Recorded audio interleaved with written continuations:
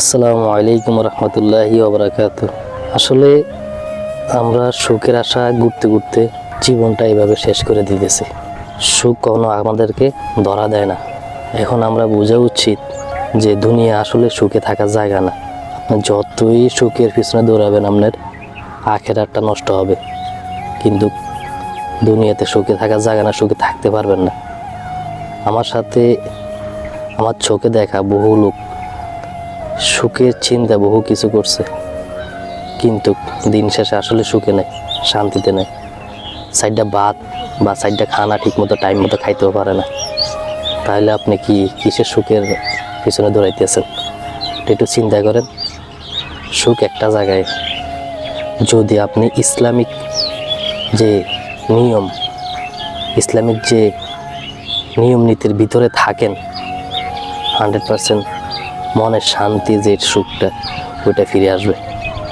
আর ওইটা ফিরে আসতে হলে আপনাকে ইসলামিক যে দিকগুলো এগুলো 100% মানতে হবে, মানার চেষ্টা করতে হবে।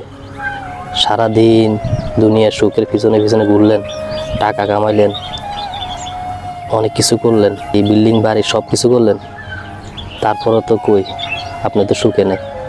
আপনি নিজেকে নিজে প্রশ্ন করেন। হয়তো লোকে জানে যে আপনি অনেক সুখী আছেন, ওই যে নদীর এই কুলে বলে ওই কুলে কত শান্তি, কিন্তু আসলে প্রকৃতপক্ষে আপনি শান্তিতে নাই।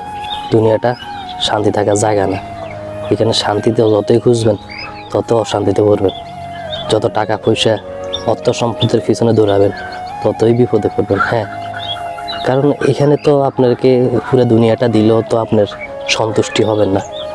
কারণ হচ্ছে যে আপনি যখন 10 টাকা কামাইতেন তখন একরকম দিন যাইতো, এখন আপনি অনেক টাকা কামান কিন্তু এখনও দিন যায়। কিন্তু দেখেন, যখন কম কামাইছেন তখন কিন্তু আপনার দিনটা অনেক ভালো গেছে, আর এখন বেশি কামাই এত একটা ভালো যাচ্ছে না। হয়তো লোকে দেখতেছে আপনি খুব সুখী, খুব বড় হয়েছেন, কিন্তু আসলে প্রকৃতপক্ষে আপনার মনকে আপনি প্রশ্ন করেন, নিশ্চয়ই আপনি রেজাল্টটা পাবেন।